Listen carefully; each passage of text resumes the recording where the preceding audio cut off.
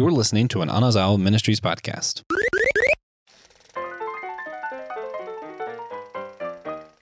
Are you afraid of the Daywalker?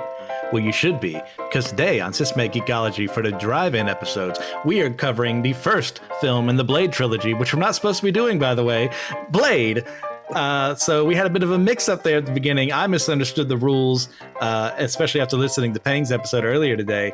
We're not supposed to be doing franchises, but since we're the bad boys of the Systematic Geekology group, and I say we because I am joined by my co-host here, Kino Kennedy. How are you doing, Kino? I'm fine yourself, sir. I'm fine. I am not scared of Daywalkers. If I have Blade with me, I'm not scared. I mean, how could you be afraid with a man like that by your side? Yeah, no, you could not be afraid of him. With him on your side, no, none whatsoever. This is one bad dude. Yes, because guys, once again, we are Systematic Geekology. We are the priests of the geeks. We're having fun with the summer drive-in. That's why I'm poking fun at myself because I broke the rules unintentionally. So I'll just say I definitely did it intentionally, and because I screw the rules, I do whatever I want, and I chose Blade for this. Kino, imagine it's 1998. I think is when this releases. Mm-hmm. You leave the theater for the first time having watched Blade. Yeah. Like, what's your first reaction? What's the first thing you're going to say to me? I was in high school. Okay. I was 8.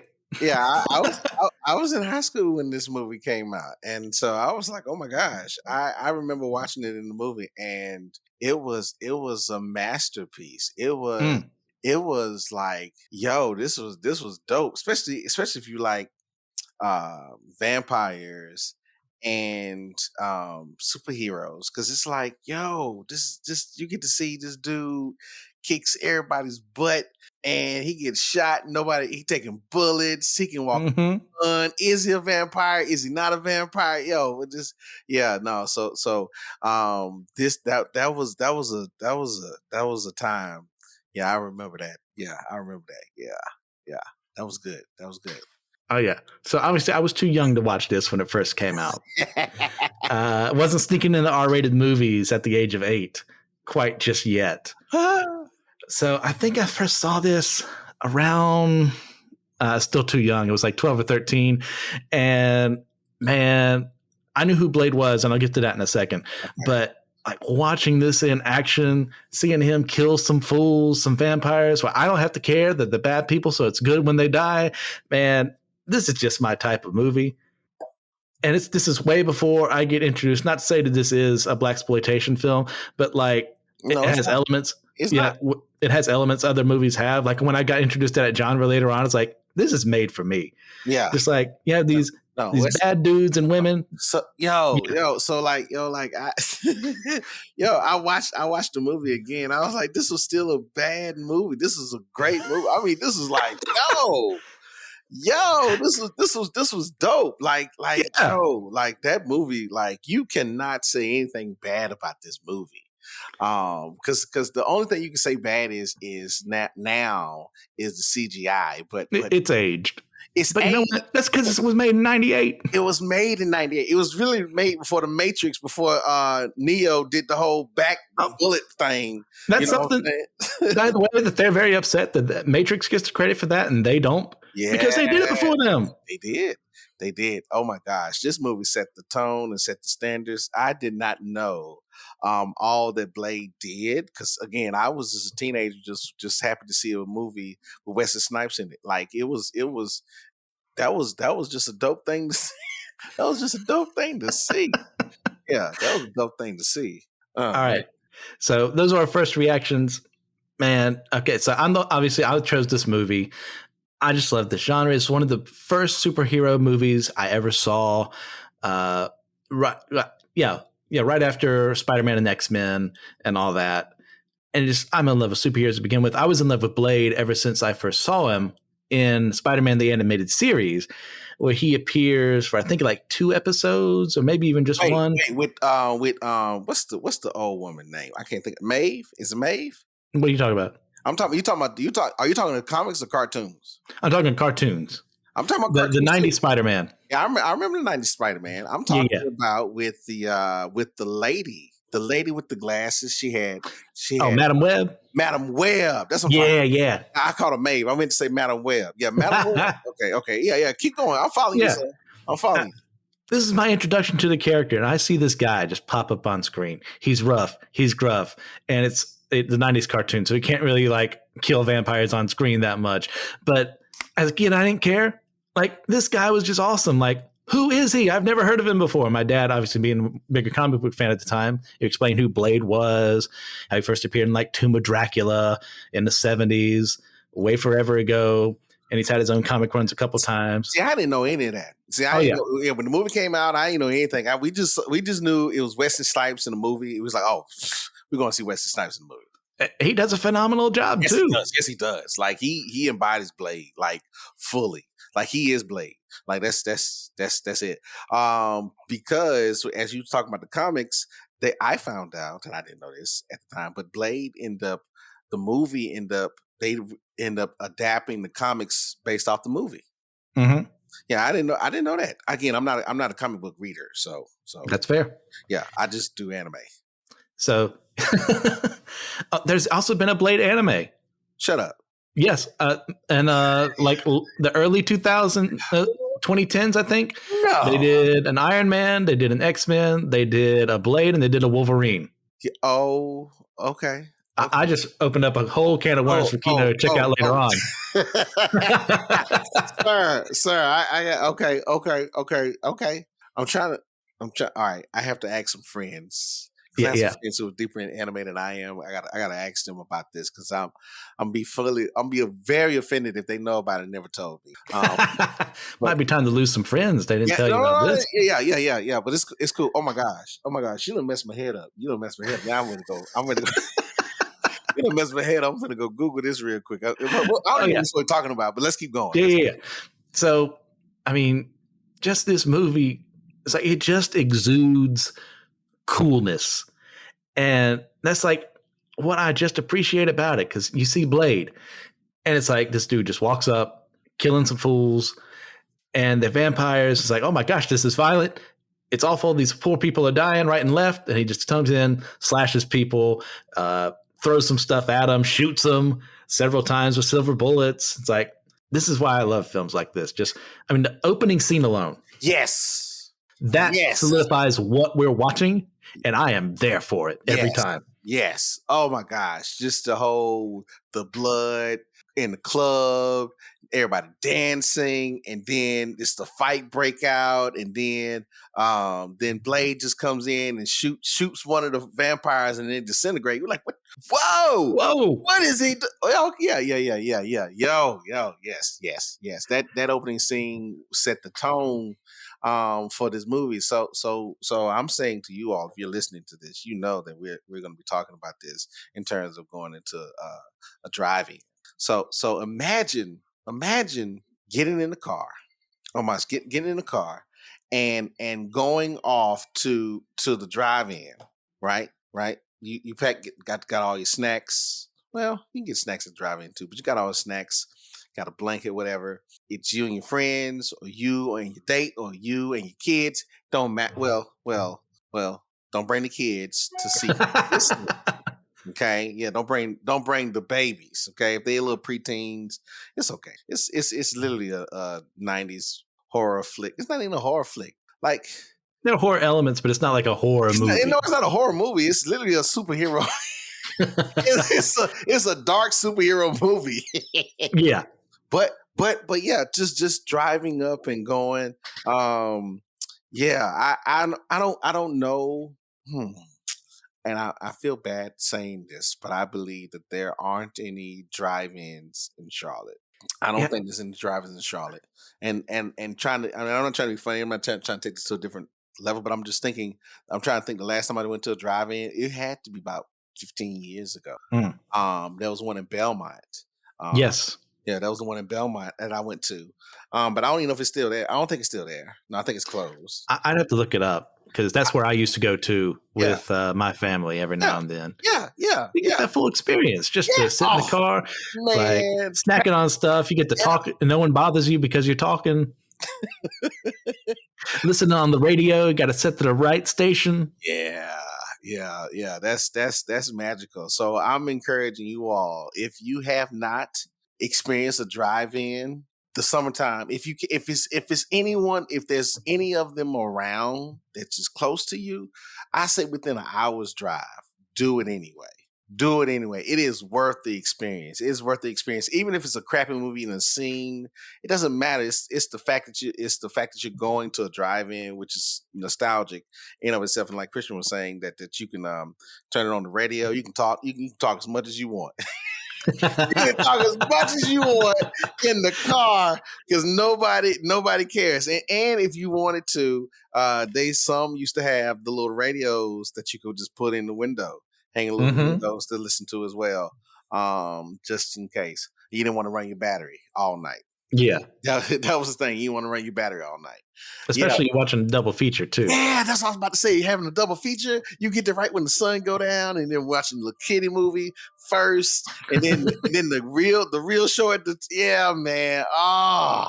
Yeah. So I'm telling you all, if you're listening to this and you have not experienced a drive-in, you know what? Funny enough, I'm finna give you an opportunity to make your own drive-in. If you stay in a subdivision and you have a white sheet, and I know everyone has a white sheet, hang it outside on the garage and put the projector outside and sit in the car and listen and do it that way. That's another way of doing it. That's another way of having your own little drive-in right in your driveway.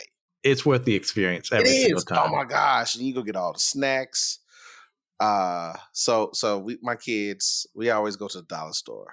I always take them to the dollar. Whenever we go to the movies, funny enough, even though we can still buy snacks and get snacks, we still go to the dollar store to buy all the snacks that we that we want. And then I always buy a big thing of popcorn and a soda so we can all share. But yeah, go to the drive-in. Go to the drive-in. And if you get a chance to see this at a drive-in, I can't imagine. Oh man. Yo, that would be cinematic experience. Yes. The definition. I mean, forget Citizen Kane, forget Ridge on the River Kwai, any of those old fuddy-duddy movies. This is what you want to see at the theater. This is what cinema was made for. Yeah. Oh man, you don't want to miss this. So and here's funny enough, if you listen to this, I encourage you to watch the movie. Okay, after this episode, watch the movie. It's like it's a perfect encapsulation of who Blade is as a character. Yeah. Like he's not the deepest person in the world character-wise, but you know what you're getting the moment he shows up on screen. You see him in his outfit, you see the shades, you see the sword, the guns, and then in five seconds flat, he's like kicking ass. Yeah, he's kicking every vampire out of there, making their undeath into actual death. Yeah. And so what about this movie do you really love? What about it do you think you're not as big into it? So I do like the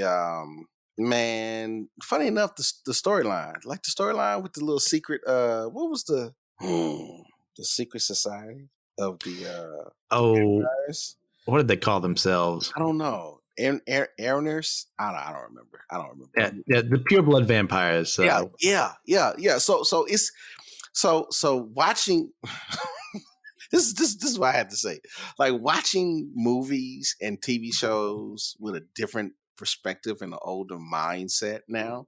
Like I be paying attention to having a good time and everything, but I be wondering what be happening in your family? Like what was your childhood like? Why are you so mad? Why you feel the need to be so vindictive about wanting to prove that even though you're not a pure blood, I forgot the character's name. Please forgive me, y'all. Deacon Frost. That even though he wasn't a pure blood, he had to prove himself to be one of the better vampires. I mean, what is that about? Everybody's vampires here. So why you all was created in some way because you was bitten by somebody and made and to quote unquote supposedly live forever, but you get tired of living. Like you get being immortal, though seems great, it would suck. It would really suck. Seriously, think about it. If you were the only one or your select culture was the only one that was able to live forever, you get to watch the seasons and time just go on and you're just watching it. It becomes depressing. You be like, this is just you just watching things grow and die. You can't do anything about it because you're living forever. You're just sitting there watching it. No, having immortality would suck. Yeah, Mm-hmm. having immortality would suck. Like seriously. Yeah, well, there's one thing there is a difference between purebloods and ones who've actually been given vampirism through a pureblood who bit them. Mm-hmm. Is one of the things there is like Deacon was bitten or sired by someone else would be like the Buffy term for it. Right. And they think of him as lesser because, well, oh, you weren't born with this. It's kind of like, I mean, your classic, old rich versus new rich, or like you even throw racial inequality in there too. Obviously, there's a very diverse group, ethnically speaking, of vampires there, but it's like they're their own. It's like hierarchy is saying, oh, we are superior because we're this. It's typical of what you see in racist circles because we're born this way. Obviously, we are better than you. You're subservient to us because you're not this. And they kind of use that for this purposes of the film. Yeah. No, race is everywhere, and I just listen. If you want to be able to understand the psychology of man, literally just watch their movies and listen to the TV shows. Like literally the stuff that we come up with. Like even though it is fictional, it's still based off of some truth involved deep down at the bottom of it. Like it inspired by something. Yes. So it ain't just, oh, I'm just gonna pick this. No. It comes from somewhere, and not trying to be funny, but it's coming from your childhood. It's coming from your childhood. Like you can say what you want. You can say what you want, whether it's good or bad. That what we're doing is coming from my childhood. So I'm gonna just leave it there. See, for me, we never really explained the plot of this movie, so I guess I'll do that real quick. So vampires exist. Blade is what is known as the Daywalker. His mother, back in the 60s, I think in this film, was bitten by a vampire. She dies, or seemingly dies, on the operating table, and Blade is born. But he is born half vampire, half human. That's why they call him the Daywalker, because he can go in the day. This would kind of like be to my Slavic mythology fans out there. This would be the Dhampir. The half human, half vampire from that union is basically what Blade is, even though there was no sexual union in this case. It's more of that just because she got bitten, it happened. Yeah. And he grows up, gets trained by Abraham Whistler to be this guy to fight back against vampires. But unfortunately, he has to feel the call to drink blood too. So he tries to mute it with like the serum that stops his urges a little bit, but it's starting to stop working effectively. Yeah. And we get this, what is the doctor's name? That he ends up saving. She's a hematologist. It's Karen Jensen. Okay. And he saves her after one of the vampires he leaves for dead comes back to life after being sent to the morgue. And come to find out, like, she knows a little bit more. Since she's a hematologist, she studies the blood and found there may be a way to cure this for me because she's been bitten by one of her old coworkers who got turned into a vampire. Or maybe it was the actual vampire. I can't remember from that scene. Oh, I think it was a coworker. Okay. Yeah. And so she's got to fight to stop herself from becoming a vampire. Take it back. It was an actual vampire. Okay. Yes. Because he attacked the both of them. And that guy got turned into a vampire later on. That's right. Okay. Yep. And then we have Deacon Frost on his side here. He's just kind of like we said earlier, he's not a pureblood vampire. He got turned by a pureblood vampire into a vampire. So he's got something to prove. Be like, hey, I'm going to be the one on top. You keep looking down on me because I'm not as good as you. That rebel in the building. So he's deciphering this old vampiric prophecy to see that they can contact this vampire god, La Magra. And there's a special ceremony involved. Like he can be imbued with that power, and Blade and them find out. So they have to fight them. Whistler seems to die, even though in the sequels he kind of shows up alive, if I remember correctly. Even though it's implied like he shot himself to prevent himself from turning into a vampire. It's weird. Whatever. That's right. And it ends with the conflict. They're able to kill the other vampires, and Blade kills Deacon Frost. It sets up, still going to be fighting vampires at the end. Like that's the bare bones of the movie. I mean, sure, I just spoiled the entire movie, but what were you expecting? What are you expecting? Like, you can go and watch this movie. I told you to watch the movie after this episode. Yeah. After you finish this, I don't care what time it is, go watch the movie. Yeah, my words fail to bring the pure goodness that is the joy you can experience from actually watching this film. Yeah. Yeah, no. And like, I mean, the things I love about this movie, to go back to that original question finally, number one, that opening scene, because it sets the tone. I know what I'm in for the rest of this movie. I'm going to see a guy kill a bunch of vampires, be this person fighting for good while also struggling with his own weakness as a result of being tied to them. There's not really a love story here. There's like maybe a hint of it along the way. He can't love nobody. Yeah, but it's like the classic, like, I don't want to hurt you. Like, you can't get close to me kind of deal. Yeah, no. Listen. Blade is cold because he killed his mom in this movie. Mm-hmm. Yeah, come to find out along the way, Mama's alive as a vampire. Yeah. So yeah. Supposedly she had died in childbirth. And the fact that he's pure blood. And I was reading that his origin story, this mythos, like how he was made a Daywalker, is kind of controversial because supposedly when his mother was bitten, she was pregnant with him. And then he was born. So they was like, they don't know how to explain that. Like, it's unprecedented. It is unprecedented. Yes, it is. But if you take the science behind the birthing of childbirth, the child development in the womb, then you can understand that whatever the mother ingests, it goes straight to the baby anyway. Yes. And sometimes that thing that the mother has can leave an imprint on the baby, even if it's outside the womb. I'll give you a great example. Let's say you have a pregnant woman who's vegetarian, right? So all she eats is just veggie foods, right? Right. But when she gets pregnant, she actually has a craving for seafood. Mm-hmm. Yeah, she just craves seafood, so all she just eating seafood. Now, when she have a baby, she got a baby that's also vegetarian. But every once in a while, I want some seafood. You think I'm playing? There's science behind that makes sense. It makes science behind this, and so to me, when I was reading that about his origin story, I was like, no, it makes sense that it would, if his mother was bitten by a vampire, a pure blood vampire, and that blood was ingested into her, and then it got into him, then it got mingled with her blood and his blood, then yeah, he could be coming out something like a chimera. No, that's not the word I'm looking for. What is that? There's a little Dhampir. Yeah. Dhampir. Mm-hmm. Dhampir. Yeah. Yeah.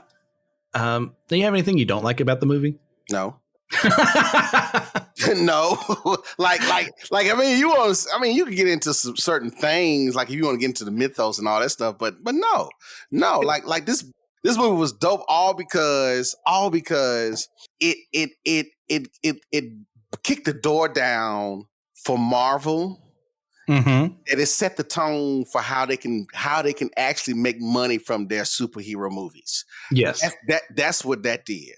And so, like, even if you take it into consider, I was watching that movie the other day, and I was like, no, this is still a good movie. Like, this is still a good movie. Mm-hmm. And like, so no, I don't. There's nothing I don't dislike about this movie. Like, I mean, you can get into certain things about characters and all that. Like, I don't care about that stuff because it was still a good movie. Yeah, I've got some minor nitpicks along the way, but like as a movie, man, I love it. No, this is a great pick. This is a great. Yeah, I'm glad to hear it. Yeah, this is a great pick. Yeah, this is a great pick. All right, so we've established vampires exist in that world. Yes. I know you're a True Blood guy, right? You did an episode on that? Yes. Okay. I've never watched True Blood. I know enough to like have a understanding because isn't like one of the premises vampires get revealed to the public after like some synthetic like blood or something is real so they can drink that instead of human blood? Yes. All right. So like, okay, say we know vampires exist. Mm-hmm. Is it possible for us to coexist with them? Or are they simply just too inhuman and too much of another and evil to ever allow this to happen? So it all depends. So it depends on which universe the vampires are existing. Yes. What are the rules? Yeah. So because it all depends on the rule. It all depends on what happens with these vampires and how they establish and how they come about. So we're gonna stay in the Blade world. Okay. Okay. We're gonna stay in the Blade world. So if we stay there, then we can see that it's possible. We see it's possible, but just like with anything, there's always stragglers. Can't get my word out. You're good. That always messes up the peace and order that an established organization wants to have, because you got some renegades that's going on. So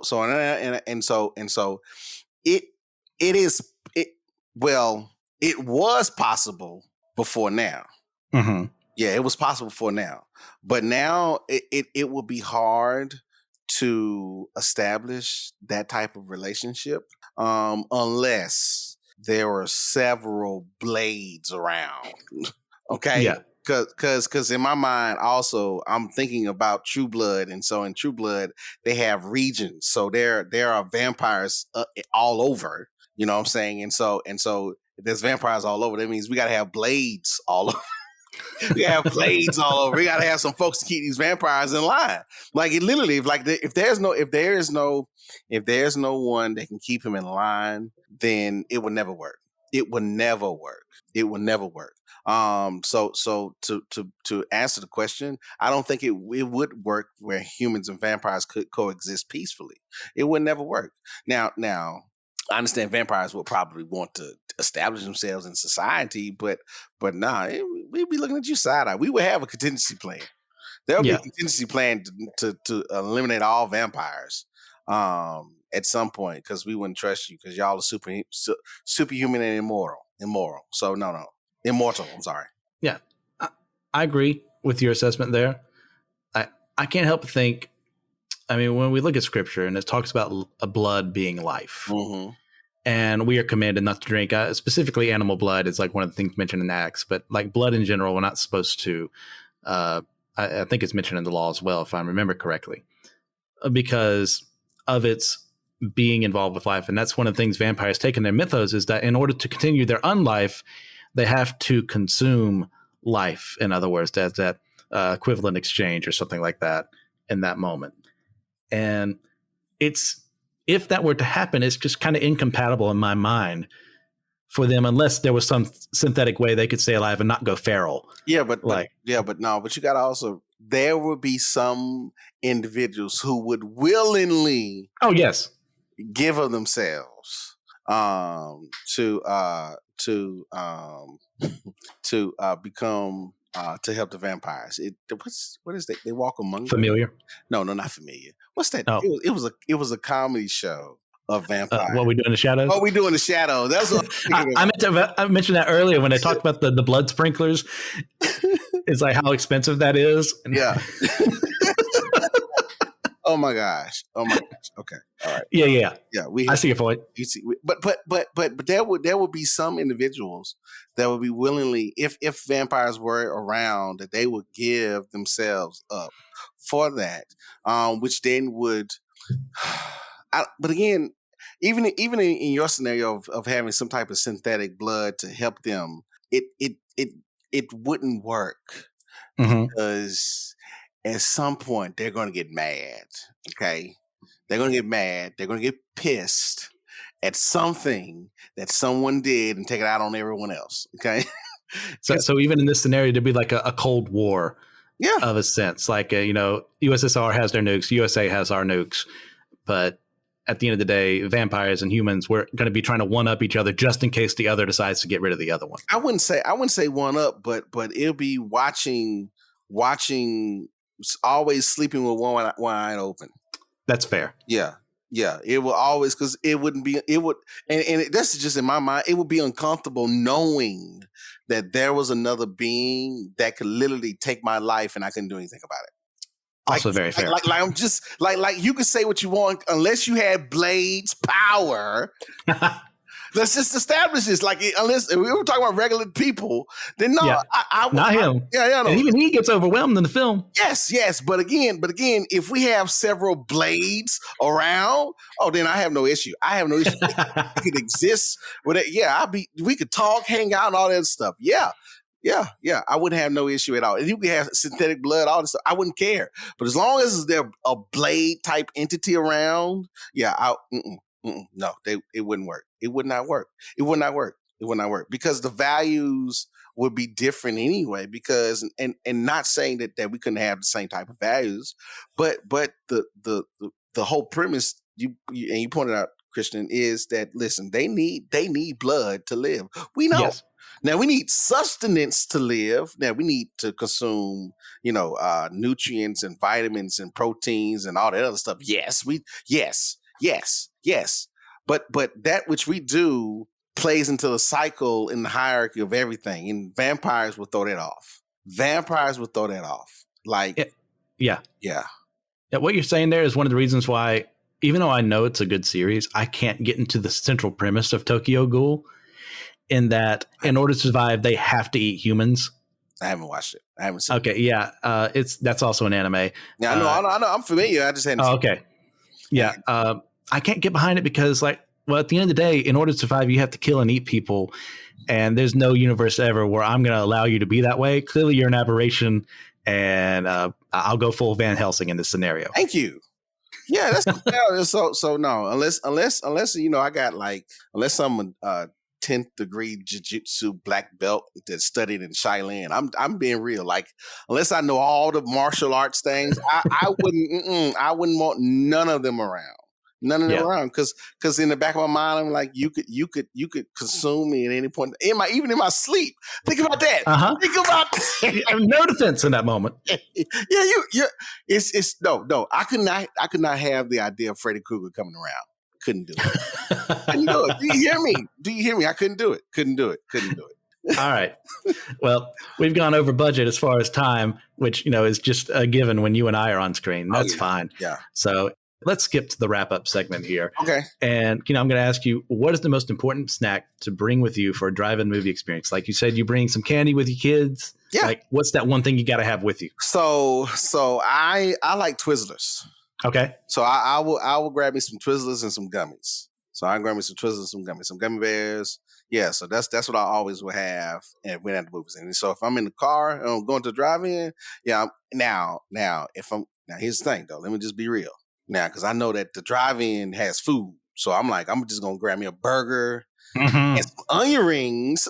Okay. And some nachos at the drive-in. Yeah, we finna pig out. That's what we're supposed to do. Yes. Yeah, no. We finna pig out. And funnel cake. Oh, yes. They probably yes. Yeah, so that will be the things that will be the mandatory. The funnel cake is mandatory. Okay. Yes, of course.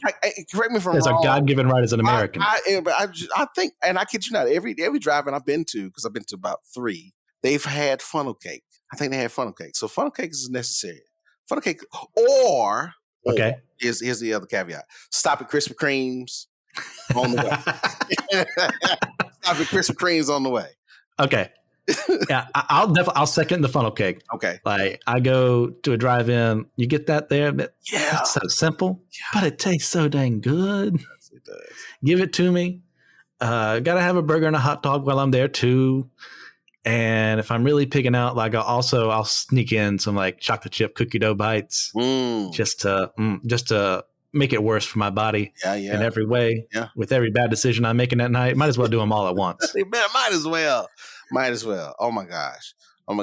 Yeah, that's Yeah, that's good. Yeah. That's good. That's good. Right. Cookie dough. So Kino, you don't have to say what your next choice is on air. Do you want to give a hint to the listeners? Since it's your go round next time. Yeah. Yes, I actually will say this. Okay. This is another cult classic. And it is I'm trying to think about I'm trying to think about how to say this without saying it. Okay. But if you like kung fu, classic kung fu, then I'm here. If you like classic kung fu, then this is going to be close to my heart. And that's all I'm gonna say.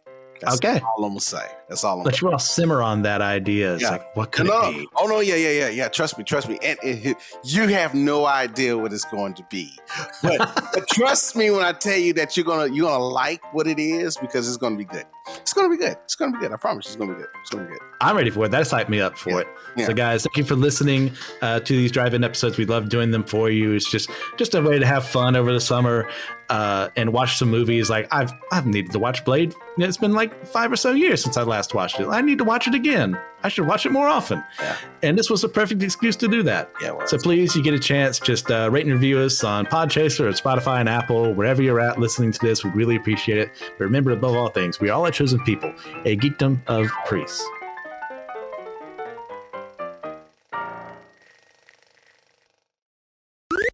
This was an Anazao Ministries podcast. If you enjoyed this show and would like to learn more about our network, be sure to check out the Anazao Ministries podcast network.